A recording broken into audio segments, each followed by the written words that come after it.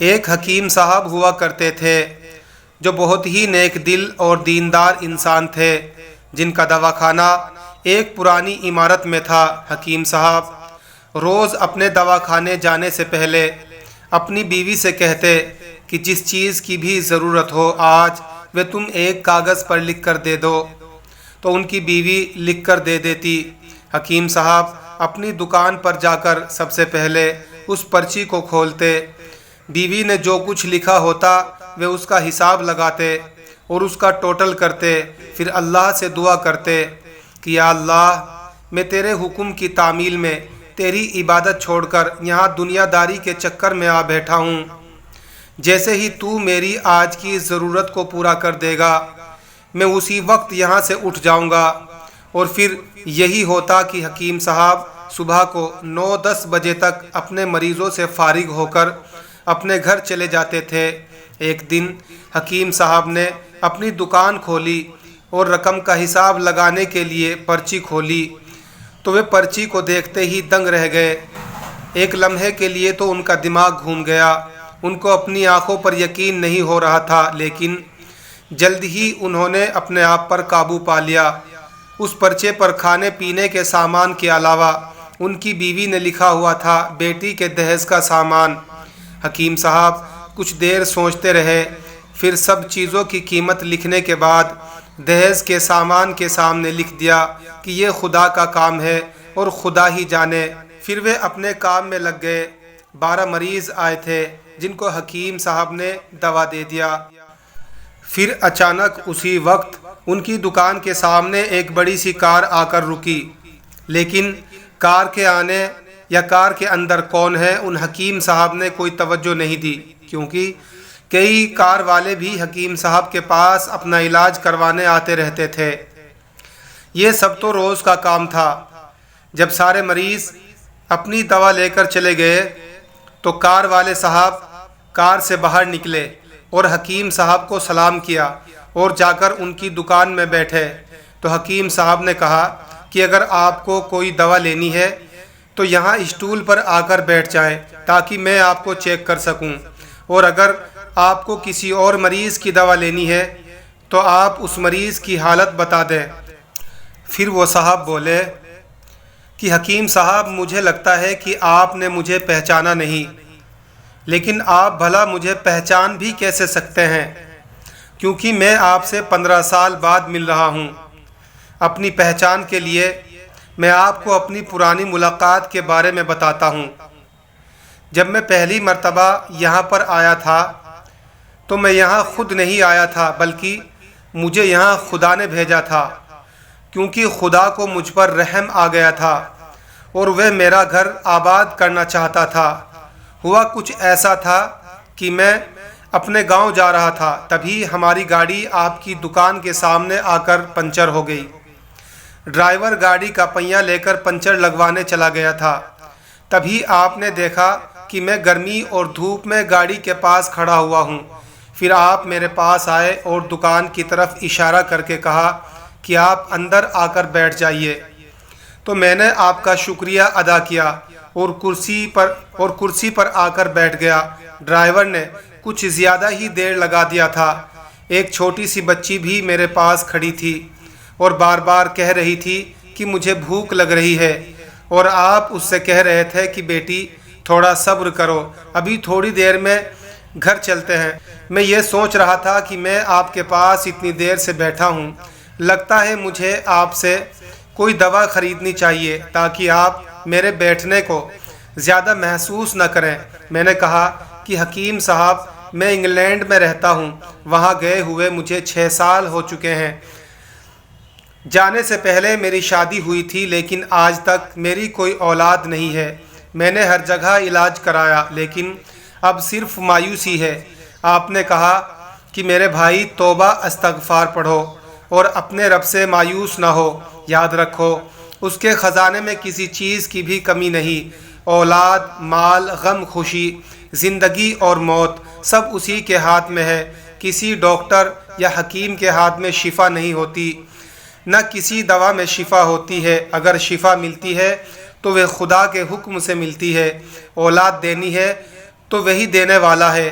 مجھے یاد ہے کہ آپ باتیں بھی کر رہے تھے اور ساتھ پڑیا بھی بناتے جا رہے تھے۔ ساری دوائیں آپ نے 2 حصوں میں تقسیم کر کے انہیں الگ الگ لفافے میں رکھ دی۔ پھر آپ نے مجھ سے پوچھا کہ آپ کا نام کیا ہے؟ میں نے کہا میرا نام افضل ہے۔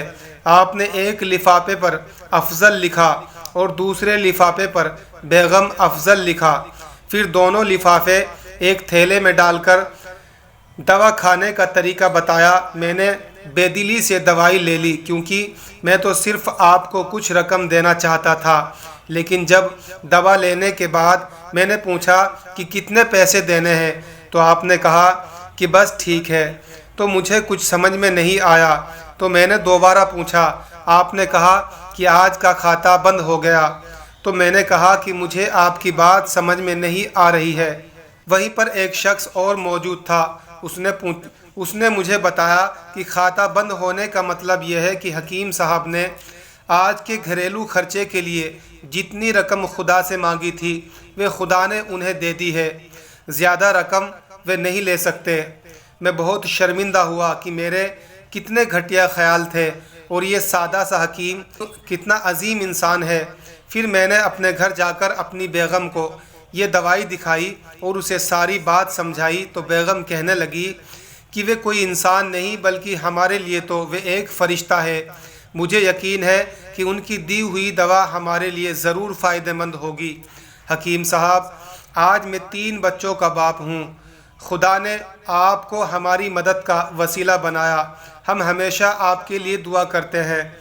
جب بھی میں اپنے گاؤں چھٹی پر آیا تو ہر بار میں آپ کی دکان پر آیا، لیکن مجھے ہمیشہ آپ کی دکان بند ہی ملی۔ میں کل دوپہر کو بھی آیا تھا لیکن آپ کی دکان کل بھی بند ہی ملی تھی۔ آپ کی دکان کے پاس ایک آدمی کھڑا ہوا تھا۔ اس نے کہا کہ اگر آپ کو حکیم صاحب سے ملنا ہے تو آپ صبح 9 بجے آ جائیں ورنہ ان سے ملنا مشکل ہے۔ اسی لیے میں آج آپ سے ملنے صبح آیا ہوں۔ جب 15 سال پہلے میں نے آپ کی دکان میں آپ کی چھوٹی بیٹی دیکھی تو میں نے بتایا تھا کہ اسے دیکھ کر مجھے میری بھانجی یاد آ رہی ہے۔ میری بھانجی کی شادی اس مہینے میں ہونی تھی۔ اس کی شادی کا سارا خرچ میں نے اپنے ذمہ لیا تھا۔ میں نے اسے پیسے بھجوائے تھے کہ وہ اپنی مرضی کی چیزیں خرید لے۔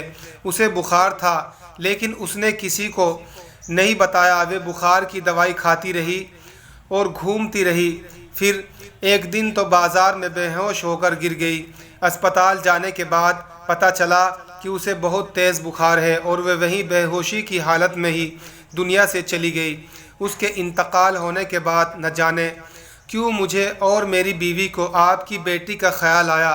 ہم نے یہ فیصلہ کیا کہ ہم دہیج کا سارا سامان آپ کی بیٹی کے لیے پہنچا دیں گے اور اگر شادی جلد ہو گئی تو سارا انتظام خود ہی کریں گے اور اگر ابھی کچھ وقت ہوا تو نقد رقم پہنچا دیں گے۔ حکیم صاحب، میری آپ سے یہ گزارش ہے کہ آپ ان سب کے لیے مجھے منع نہیں کریں گے۔ یہ سن کر حکیم صاحب حیران اور پریشان تھے اور پھر بولے، افضل صاحب، آپ جو کچھ کہہ رہے ہیں مجھے تو یقین نہیں ہو رہا ہے۔ میں نے آج صبح بیوی کے ہاتھ سے لکھی ہوئی پرچی دیکھی۔ پرچی میں کھانے پینے کے سامان کے علاوہ دہیج کا سامان لانے کو بھی لکھا ہوا تھا، اور آپ خود دیکھ لیں کہ پرچی پر کیا لکھا ہوا ہے۔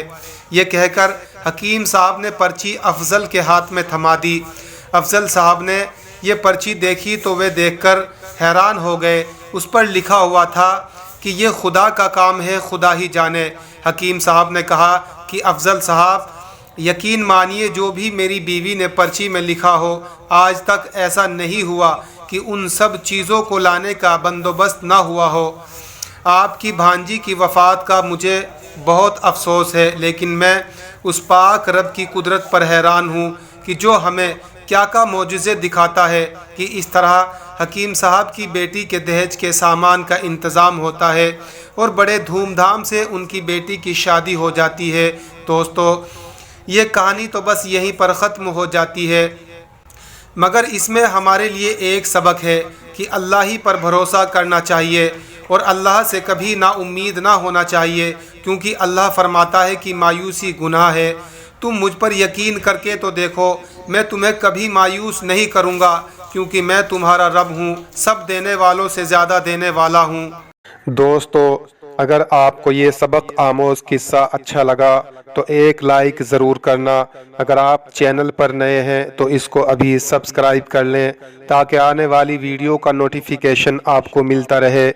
اللہ آپ کو ہمیشہ سلامت رکھے۔